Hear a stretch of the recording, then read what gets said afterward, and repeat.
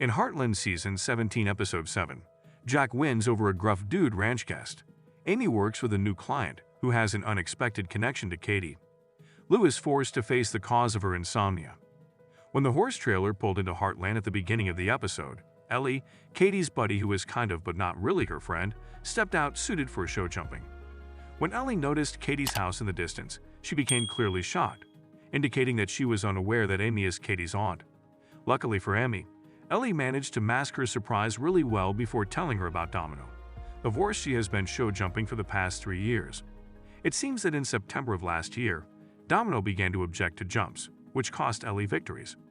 Additionally, Ellie's father had given her a deadline. Either she resolves the issue or she must get a new horse that will bring Ellie ribbons. Naturally, Amy didn't want to see Ellie give up Domino, so she asked Ellie to clarify the full nature of the issue. Everything was going well at first, but as soon as Ellie realized that Katie was approaching them, Domino began to refuse jumps. Ellie was actually so preoccupied that she found it difficult to maintain eye contact with Amy. During that conversation, Amy's main argument was that Ellie's lack of attention to maintaining her body's level and her distractions are contributing factors to Domino's reluctance to jump, therefore signaling to Domino that Ellie is not ready. Ellie's constant looks at Katie simply served to reinforce Amy's argument. Ellie excused herself from the jumping ring, and Katie approached her in the barn. The two exchanged pleasantries and made a secret agreement. If Katie doesn't tell Brandon about Ellie's jumping habit, Ellie won't tell Amy or anyone else in Katie's family about her dirt biking. Amy could also see how Ellie requested a break as soon as she saw Katie. She was aware that there was a problem between Ellie and Katie. Amy's concerns were validated the following day when Domino began acting strangely the moment Katie approached the jumping ring Ellie was practicing in. Amy made the decision to ask Katie directly if they were acquainted. Yes, Katie had to admit they had gone out on the town a few times. Furthermore, she added that even though Katie doesn't know Ellie all that well, she does know that Ellie is typically a bold and daring individual, rather than the irritated mess that she witnessed just now. This made it easier for Amy to realize that Ellie might not be the issue in this case. Something else was going on. Following that, Ellie told Katie that she can't truly help her unless she opens up to her. So Katie made the decision to go talk to Ellie. And, quite unexpectedly, the two had a nice talk. However, Ellie and Katie heard Brandon right up just as they were starting to see eye to eye. In addition to attempting to get Brandon out of the barn, Katie assisted Ellie in hiding in the corral with Domino. However, he saw Ellie's bag on the bench, and Ellie had to admit it when Brandon didn't buy Katie's claim that it was just a random client's bag. When Amy forced them all to get down and discuss what had happened, they were able to determine that Domino's resistance to fences began at the same time as Ellie and Brandon began dirt biking. After Ellie informed Brandon that she had to babysit on the weekends when she was actually at horse shows, Amy revealed to Ellie that Domino detects the stress and preoccupation that Ellie experiences from maintaining a separation between her two lives, show jumping and dirt biking, and counseled Ellie to accept her whole self, which obviously worked because Ellie and Domino were able to jump later on. Furthermore, Ellie's ability to jump was impressive, but what really won Brandon over was Katie's unwavering devotion to Ellie by keeping her secret from him.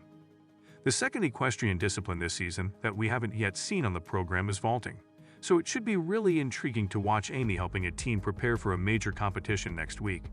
And it ought to be incredible to witness, since it's essentially gymnastics on a horse. After losing the mayoral race in Episode 2, Lou has struggled with her new reality throughout the whole season. She has also been experiencing insomnia as of late, so much so that it nearly cost Jessica her gallery and made her miss a bank meeting. In this episode, we at last discovered the cause of her sleeplessness and discovered an unexpected link between Lou and Jack and Tim's business adversary, Nathan Price. Heartland Season 17 Episode 7 opened with Lou tossing and turning in bed, unable to fall asleep. She then got up and began going through boxes of old clothes, recalling that time she was 15 and wearing a Letterman jacket, calling someone from a phone booth. Amy was understandably concerned when she discovered Lou at 6 a.m., lying on the living room floor, surrounded by old crates. Lou, however, dismissed it as being ahead of schedule and informed Amy that she was unable to locate a certain box. After Amy recommended that Lou check the cellar, Lou eventually located the box she was seeking for there. What contained it? A Letterman jacket from Hudson Jr. Rodeo with the last name Price on the sleeve. Amy asked her sister what was wrong when she discovered Lou crying and clutching the jacket in the cellar. Lou, however, hurried out of the cellar after concealing the jack once again in the box. Lou was worn out and preoccupied for the remainder of the episode, doing her best to keep herself together despite her gradual unraveling. It didn't help that she was preoccupied with the gallery, Maggie's, and the Dude Ranch. Fortunately, Tim and Peter volunteered to assist. Tim volunteered to assist Lou in finishing the painting of the gallery when the painters made a mistake and left Lou to complete the task herself, while Peter chose to complete the inventory at Maggie's for Lou. Lou went to the gallery to finish painting the walls after meeting a VIP guest at the Dude Ranch. However, things didn't go as planned since Lou stumbled and fell. This brought back memories of Lou as a 15-year-old stumbling and spraining her ankle while strolling through the woods and meeting Nathan, a boy who goes to her school. Rewinding to the present, Lou became enraged with her father when he inquired about her well-being an hour after Tim had finally arrived to assist her with painting. And that provided us with another fragment of the recollection of a younger Lou, a scene in which Lou and Nathan were conversing while sitting by the fire. The younger Lou was shown in the recollection, telling the younger Nathan that she had run away from home because she was upset with her mother, because she believed Marion had driven her father away. Nathan said that his parents also frequently got into heated arguments. At last, things were beginning to make more sense, and then, in real time, Lou bumped into Nathan in front of the ranch house as he was coming in with the land lease for Tim and Jack to sign, and she was leaving with the Letterman jack in her hands. This accidental meeting brought back memories of a conversation between a young Lou and Nathan in the woods, during which Lou told Nathan that she didn't want to return home because she didn't feel like she belonged at the ranch, and that she was going to move up north to live with her dad. In order for Lou to call Tim and beg him to come get her, Nathan volunteered to escort her to the payphone. Nathan remarked that he recalled the times he and Lou spent together in the woods when Lou instantly showed him his old jacked back. Additionally, when Lou, Jack, and Tim met Nathan to talk about the grazing land, we finally had an explanation for the comment Lou made back in episode 3 regarding Natahan leaving abruptly when they were teenagers. Nathan had earlier the day asked Amy out for a morning ride, but Amy was wary of the encounter after witnessing the entire discussion. Amy thought the worst when Nathan stood her up the following morning, and Lou dismissed her when she questioned her sister about the jacket, leading her to believe that Lou and Nathan had a romantic relationship in the past. And while Lou and Nathan did have a relationship at the time, it wasn't very romantic or even friendly. Because as the episode came to a close, we learned that Nathan had been Lou's rock when everything in her life shifted. We were treated to another recollection when Tim discovered Lou in the woods, following Peter's panic that Lou had vanished for hours after going for a walk and was not answering her phone. This time, when a young Lou called Tim to come fetch her, a drunken Tim answered the phone and told Lou not to call him again, even though Lou had begged him to come home. After Tim hung up, the recollection concluded with Lou leaping into Nathan's arms and pleading with him to take her home. At last, all the details surrounding what transpired 2 decades prior, Lou's lack of sleep, and her relationship with Nathan Price were revealed. Not only did Lou tell Tim about it and how it affected her back then, but she also admitted that, even though she has moved on from the experience and forgiven Tim, the 15-year-old girl is still aching within since her father doesn't want her. Tim acknowledged this, telling Lou that it's acceptable for her to still feel wounded since we don't get to choose when our wounds heal, and offering his daughter an apology for making her feel that way. Lou felt as though a great burden had finally been lifted following her conversation with Tim.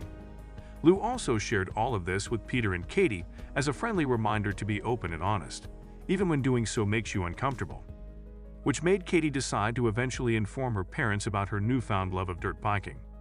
Lou was naturally concerned about Katie's interests, but she also gave her the go-ahead to carry on with her passion. And Lou dozed out as Katie began telling her parents about an excursion she had taken with Brandon and Ellie, indicating that she was finally able to get back to sleep after having that crucial talk with Tim. Lou was eventually able to get some slumber after Peter and Katie covered her with a blanket. It appeared as though Amy and Nathan were getting closer as their friendship blossomed during episode 6 while they were at the working cow horse competition. Additionally, there appeared to be some sort of spark between the two. Thus, when Amy and Lindy met Nathan one morning in the fields and Lindy fell in love with Nathan's dog, Molly, Amy quickly accepted Nathan's invitation for a morning ride. However, Amy later saw Lou and Nathan's exchange, and the following morning, Nathan failed to show up for the riding date. Amy was at a loss for what to think at this point. Fortunately, Nathan cleared things up later that day when he informed Amy that one of his new mares had been pregnant, and had experienced a complicated birth late the night before, which was why he hadn't shown up for their ride. He went so far as to ask Amy if Lindy would like to meet and name the foal. However, Tim called Amy before they could complete their ride, informing her that Lou was missing and that they were getting ready to go look for her. Nathan made the decision to assist as well, and to everyone's surprise, particularly Tim's, he and Amy arrived at Heartland together, prepared to search for Lou. However, Nathan concluded that since he was the one who had spoken those words to Lou hours earlier, he might possibly know where Lou is, after Peter mentioned that Lou had mentioned a cut she needed to learn to live with before she left for her stroll. At last, the truth about Lou and Nathan's covert relationship was revealed, and Nathan claimed that he and Lou ever had a thing again when Amy brought it up to him on their subsequent riding excursion. As they rode off into the distance together, Amy thanked him for watching out for Lou all those years ago and informed him of the names Lindy was thinking of for Nathan's new foal. Amy and Nathan seemed to be getting serious about each other, based on their chat about Lindy naming Nathan's foal and Nathan looking thrilled about it. It's encouraging for the two of them that Amy was prepared to include her daughter in it as well. She never did that throughout her relationship with Finn, so perhaps it indicates Nathan is here to stay. Lou had to personally meet a very important guest when she arrived at the Dude Ranch, because Elaine Collins was the guest, a well-known author whom Katie really admires. Katie agreed to assist. But Elaine's disinterest in being there was evident.